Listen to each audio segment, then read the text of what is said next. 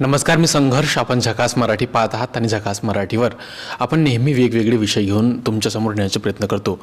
नागपूर महानगरपालिकेचा 2026-27चा अर्थसंकल्प महानगरपालिकेत स्थायी समितीच्या अध्यक्ष शिवानी दाने यांनी सादर केला.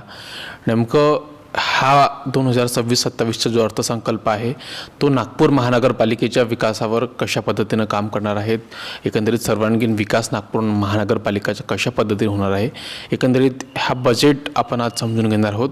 आणि आज आमच्या झकास मराठीवर विशेष पाहुणे म्हणजे भाजपचे व्यापारी संघटनाचे अध्यक्ष आणि नागपूर महानगरपालिकेचे सदस्य वीरेंद्र कुकरेजा आहेत. सर, स्वागत आहे तुमचं झकास मराठीवर. नमस्कार. नागपूर महानगरपालिकेच्या 2026-27चा अर्थसंकल्प जवळपास 6,202 करोडचं अर्थसंकल्प मंजूर झाला. नेमकं आपण ह्या अर्थसंकल्पाविषयी काय सांगाल? सर्वप्रथम मी झक्कास मराठी यांचा नागपुरात स्वागत करतो आहे. हे चॅनल अगदी गोंदियाला खूप ॲक्टिव्ह होतो, आता नागपूरला आलेलो आहे. मी तुमचं नागपूरमध्ये स्वागत करतो. आमची बहीण शिवानी दाणी यांनी 6,202 कोटीचा नागपूर महानगरपालिकाचा बजेट काल सादर केला होता. मी धन्यवाद करतो आदरणीय मुख्यमंत्री साहेबांचा, आदरणीय गडकरी साहेबांचा, आपले पालकमंत्री चंद्रशेखर बावनकुळे साहेबांचा, आणि विशेष रूप से त्यांची संकल्पना जे नागपूरला चांगला करायची आहे त्या चांगली संकल्पना पुढे घेऊन जाण्याचा काम आमची बहीण शिवानी दानी यांनी केलेलं आहे.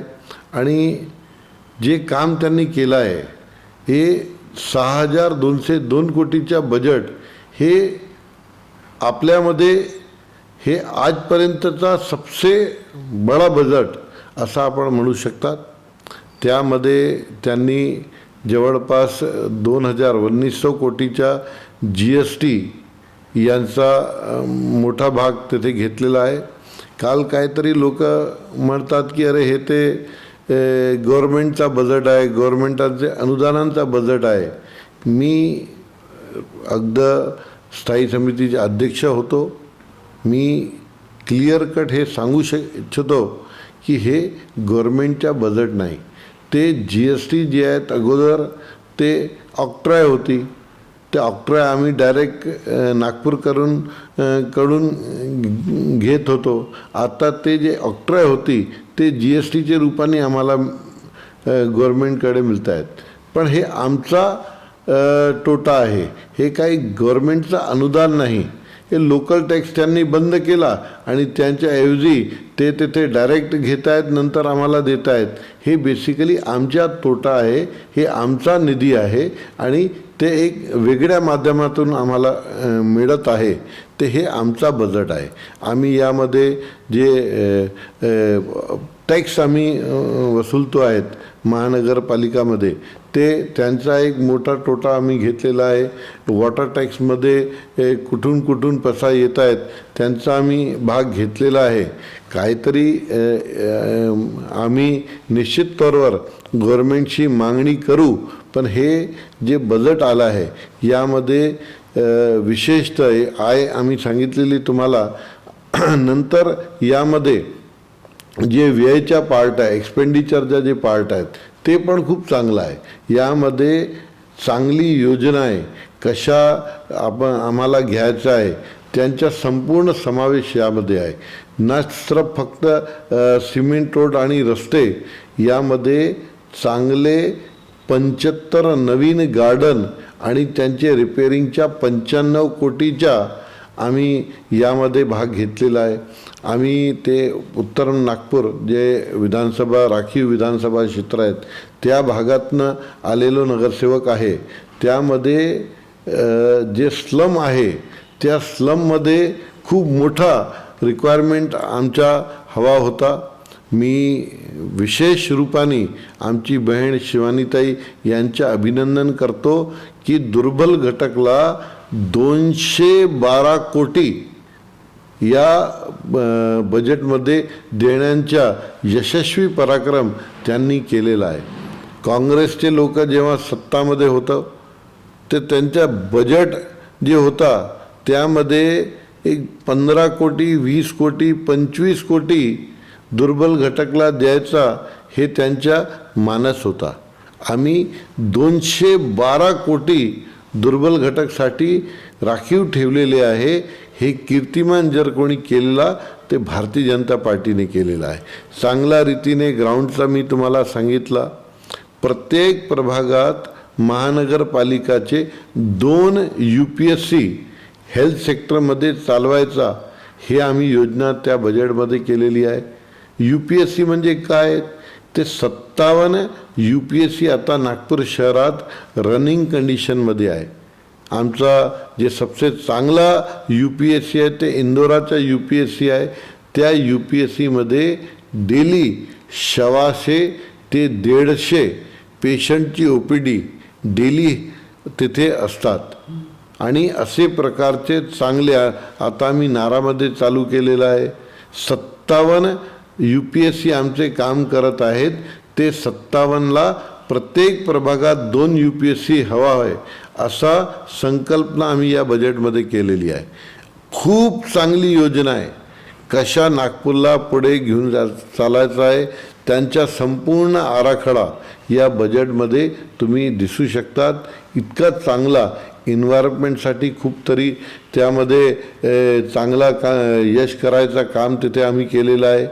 तिथे चांगल्या रीतीने कशा अंत टक्के जे लोक आहेत त्यांना कसा आम्ही मदत करू शकतात, महिलांसाठी कसे बचत गट चालवायचा त्यांच्यासाठी वेगळ्या आम्ही बजेट तिथे ठेवलेलं आहे. रमाबाई घरकुल योजना त्यामध्ये चांगला निधी आम्ही ठेवलेला आहे. आणि कशा अमृतचे आणि वेगवेगळे आणखी योजनांमध्ये कशा प्रकार आम्ही तिथे चांगला नवीन लाईन्स टाकण्याचं काम जे गुंठेवारी क्षेत्र आहेत 572 आहेत 1900 आहेत जिथे ॲक्च्युली ते जे लोकल MLAs आहेत त्यांनी तिथे काम करायला हवा होता ते त्यांनी केला नाही. ते महानगरपालिका ते काम करतायत. असे प्रकारचा चांगला बजेट आमची बहीण शिवानीताई यांनी दिलेला आहे. मी मनापूर्वक त्यांचं अभिनंदन करतो, त्यांचं स्वागत करतो. आणि चांगल्या रीतीने हे बजेट आम्ही पार पाडू. चांगल्या रीतीने नागपूरकर यांची जे समस्या आहेत ते पूर्ण करायचा यामध्ये आम्ही काम करू अशा त्यांना शुभेच्छा बी देतो आहे. आणि ते एक प्रकारचा आम्ही आमच्याकडे हे घेतो आहे की हा कार्यक्रम आम्ही यशस्वी करू असा माझा मानस आहे. सरकारी शाळांची जर परिस्थिती पाहिली तर ते अत्यंत बिकट आहे असा आरोप होत आहे. आपण सरकारी शाळांचं कशा पद्धतीने उद्धार करणार?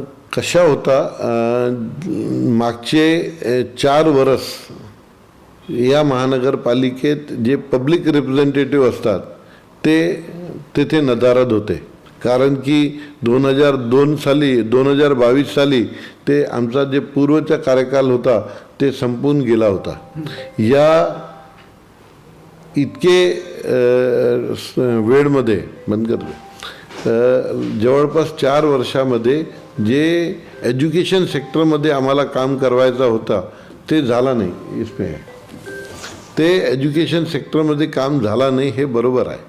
आमचे जवळपास 11,000 स्टुडंट्स जे दरवर्षी होते ते 11,000 स्टुडंट्स आमचे कमी झालेले आहे. त्या विचारात घेऊन या महानगरपालिकाचे जे शाळा आहेत यांना कशा चांगल्या रीतीने चालवायचं आहे त्यासाठी आम्ही बजेटमध्ये खूप काही ठेवलेलं आहे. या शहरात महानगरपालिकातर्फे इंग्लिश मीडियमची शाळा हे चालवायचा आमचा मानस आहे.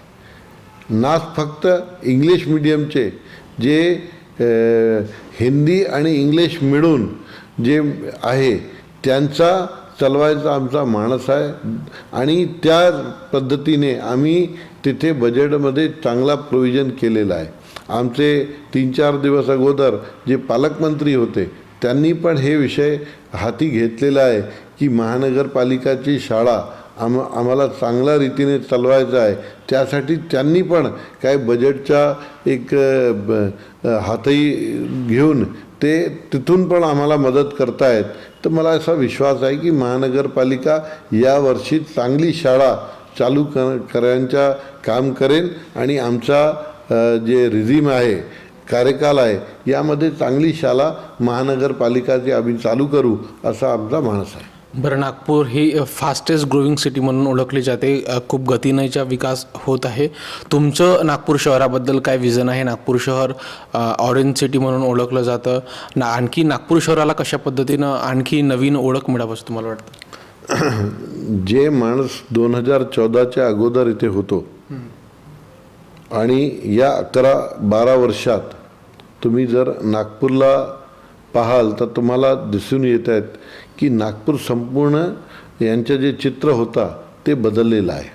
नागपूरमध्ये अगदी अगोदर ते जे जुने डांबरचे रोड होते, एस्फाल्टिंगचे रोड होते, आता सर्व मोठे रस्ते जे 12 मीटर आणि अबो आहेत ते सर्व आता सिमेंटीकरणमध्ये कन्वर्ट झालेले आहेत. नागपूरमध्ये चांगले ब्रिजेस आता ऑलरेडी बनलेले आहे. नागपूरमध्ये कधी कोणी विचार न केला, आदरणीय मोदीजींचे राजमध्ये, माननीय गडकरी साहेब, माननीय देवेंद्रजींचे जे राजमध्ये आता नागपूरला मेट्रो मिळालेली आहे आणि जवळपास 1,40,000 लोक रोजाना मेट्रोत प्रवास करत आहेत. नागपूर संपूर्ण बदललेलं आहे. नागपूरचा तुम्ही माझा मतांनी जर विचारले तर मी तुम्हाला सांगतो 2014च्या अगोदर नागपूरचा जे 0 माईल होता, नागपूर शहराचा 0 माईल होता, ते कस्तुरचंद पार्क होता. आता तो जो 0 माईल होता तो शिफ्ट होऊन गेला आहे. आत्ता नागपूरचा 0 माईल कस्तुरचंद पार्क नाही, ते अजनी स्क्वेअर आहे.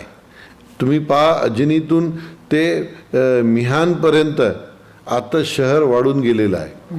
अजनीपासून ते तुम्ही हे आमचे वर्धमान नगर क्रॉस करून ते कुठेतरी खूप समोर पर्यंत ते गेलेलं आहे. अजनीपासून ते अमरावती रोडला जर जाऊ तर जवळपास वाडी जे आहेत, वाडी आतमध्ये शहरात आलेला आहे असा प्रकारचा चित्र बनलेलं आहे. आणि ते अजनीतून जर आपण कामठी रोडकडे जातो आहे ते गोंधनी तिथपर्यंत शहर गेलेलं आहे. तर जे त्यांचा जे एक छोटासा दायरा होता की कस्तुरचंद पार्कपासून ते वर्धा रोड जर आपण गेले ते जे हितवाद प्रेस आहेत, जवळपास हितवाद प्रेसमध्ये शहर आमचा संपून जाईल अशी अगोदरचा चित्र होता. इकडला आपण पाहिला की भरतनगरपर्यंत गेलो की भरतनगरचे जास्त काहीच नाही, आता ते वाडीपर्यंत शहर कुठेतरी गेलेलं आहे. जर आपण कामठी रोड गेलो की ऑटोमोटिव्हचे अगोदर ते शहर संपून जाईन, पागलखानेपर्यंत ते शहर संपून जाईन असा चित्र होता. आता नागपूर संपूर्ण रूपाने तेजीने त्यामध्ये ग्रोथ होत आहेत आणि हे यामध्ये सेंट्रल गव्हर्नमेंटचे खूप प्रोजेक्ट्स, IIT सांगा, एम्स सांगा, काय फायर कॉलेज आहे, कितके सेंट्रल गव्हर्नमेंटची योजना आहे आणि त्यांचे प्रकल्प नागपूरला येऊन गेलेले आहे. हे सर्व प्रकल्प काँग्रेसचे कार्यकाळामध्ये स्वप्नात कधी कोणी विचार न केला होता, ते सर्व प्रोजेक्ट्स आता नागपूरला आहे. हे नागपूर बदललेलं आहे. बरं, खूप खूप धन्यवाद आमच्यासोबत जोडण्याकरिता आणि बोलण्याकरिता. धन्यवाद. तर हे होते नागपूर महानगरपालिकेचे सदस्य वीरेंद्र कुकरेजा. खरं तर नागपूरचा कशा पद्धतीनं विकास होत आहे आणि हा जो 2026-27चा जो महानगरपालिकेचा अर्थसंकल्प आहे त्याच्या माध्यमातून कशा पद्धतीनं समाजातील शेवटच्या घटकाला न्याय देता येईल यांनी स्पष्टपणे सांगितलं. आपण झकास मराठी पाहत आहात आणि ही व्हिडिओ शेवटपर्यंत पाहिली त्याबद्दल सर्व प्रेक्षकांच्या मनापासून आभार. खूप खूप धन्यवाद.